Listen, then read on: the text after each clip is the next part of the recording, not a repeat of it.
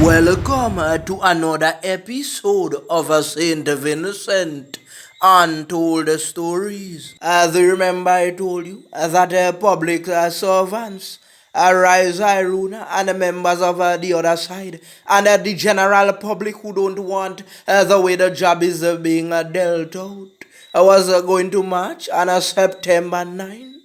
And they issued a statement saying that the public servants were prohibited from marching in Kingston. It have some man they done as when me shine off the suede and the wallabies for go march and do some left, right government boots. Left, right government boots. As you remember yesterday, we showed you a clip when the big man and the regime had a march in Kingston, and the officers were just standing with their hands by their side.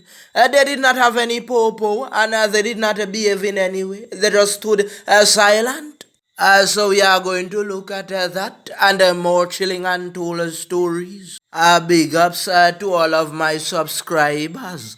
And if you are new to the channel, hit the like button, the subscribe button, and hit the bell icon if you wish to see more videos like this one. I know that this is Sunday and you all are tuning. Well, get ready again for another Netflix episode. One man reached out to Untold Stories and he said, Untold, my boots is under my bed. It's filled with dust. But I am going to dust it off because this time I am fed up with the big man. Mommy, me just got notification from Untold Stories, our favorite program. Tell me, brother, Mr. Pass the remote. Let me turn up the volume. Boy, what you talk about the pass the remote? You don't see me, I watch a cartoon. Boy, cartoon can help how we. Untold Stories give us the information that we need to hear. You don't just see farmers got paid because Untold Stories talk. You didn't see Untold Stories talk about the way tourism should be going.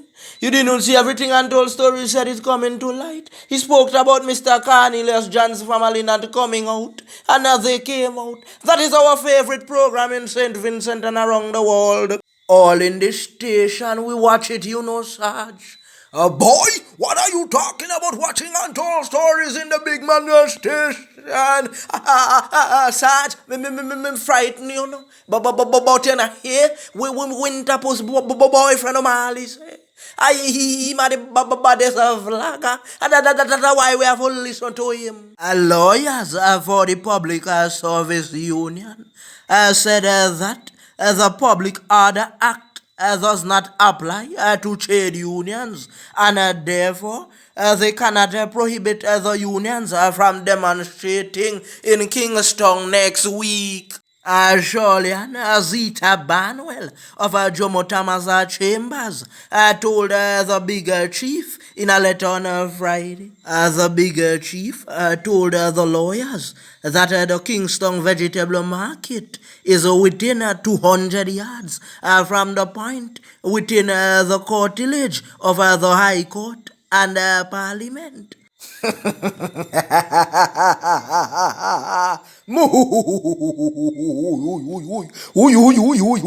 Hear this now. The big chief told the unions that their possession should be held from Annersville to Sion Hill rather than in capital Kingston. I don't want to say anything and I don't want to add anything. But all I say is a big chief, oh my. So you want to tell me a big chief didn't even say Rosa Place, not even Heritage Square, from Annersville to Zion Hill.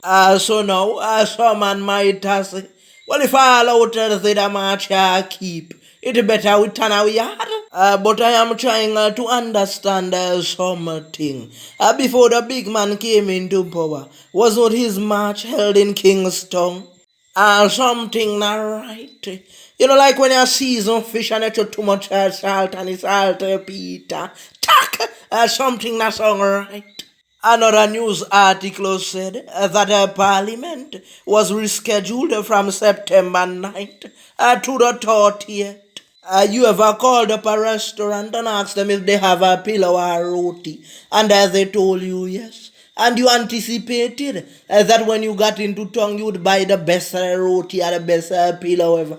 And when you reach nothing, they are coming to tell you that all is finished. You ever know about them situation when you anticipate and then you hear the thing is put off? You know what this remind me of? When Vibes Cartel and Paula Llewellyn catch up, and then we are say freedom, freedom, the boss a come a road. And then Paula Llewellyn a go say no, the boss now come a road. You know that hurt we. The last time I pick up my Zoid was to go and charge a funeral. And me that say me not pick it up for now, you know, man. I me pick it up and dust it off. And I tell myself, yes, the big man going home now. So the big man like him a tell a female loves too much people calling on September 9th to September 9th. Like is that really the time he's going home? So the big man decides, okay, all you wanted me to go September 9th, well all you have longer. The big man is probably saying, well, Lucette, Ken, son, and Adrian, if they think that I'm going home September 9th, they better wait to see what happens on the 30th. You know, sometimes you buck up in our relationship and you know want to do certain thing. You tell your partner, hello, go on your yard. But the big man is operating different. If not left at all, this island like a female. If he doesn't want to leave, all he has to do is to put in more work. But can he take us out of extreme poverty? Can he carry down the rate of unemployment by September 30th?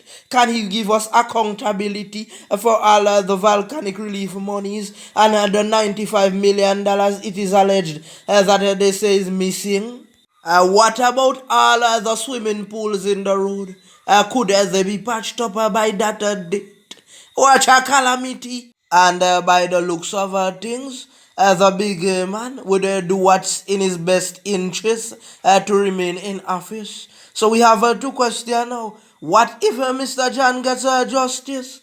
What if the charges are dropped against those that were locked up recently? What if the persons aren't going to be sued again? That would be one for the records. The big man might regain popularity by then. I remember, the regime is known for pulling off epic moments in the ending. Remember, the last campaigns, the other side thought that they had it in their palms. But the big man came with something extra. You remember I played that video when the man from Relano said that they gave him $60. Say one for tell me Friday could not give 61. But word on the street is Friday's a decent man. He would not offer any money for support. Ivan O'Neill, you have some good ideas as well. But when the population looks at the big man and what he's doing at 75, they'd want to give somebody younger a chance. For example, Sabuto or Dr. Friday.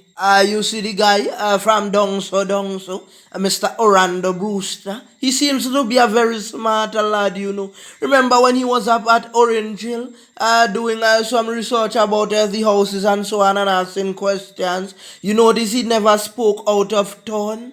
He asked us some simple things and he never said that the monies were government monies, like how the other rep said. That is the kind of leader we need. One who doesn't tell lies. I see right now that Sabuto is trying to educate others about the job and telling them to take it. That is a good idea, Sabuto. He's not trying to force it on anyone. He is saying that what he said will go down in history because some people might say later on, you know, Sabuto was saying I take the job and we didn't take it and look what happened.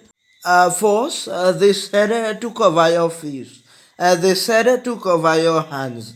Now nobody is covering hands anymore. A lot of persons aren't even covering their faces unless they go into the public transportation. Who stole Gawo's money? Please carry it back now. Imagine he gave us hit songs like Who Jump the Sheep, noonie juice, and young girls, 5 cent, 10 cent. So I'll take the man big money and the 5 cent and the 10 cent them. Bring them back. Public Service Union. So they would still be marching on a September 9th. Oh, yeah, yes, sir. The big man thinks that he's not going home on September 9th. We'll have to wait and see. When the big man and the regime was marching before he came into power, no one tried to stop him. With that being said, I just want to big up the entire population in St Vincent, the regional islands and the international countries who are supporting and praying for us during these difficult times. We thank you.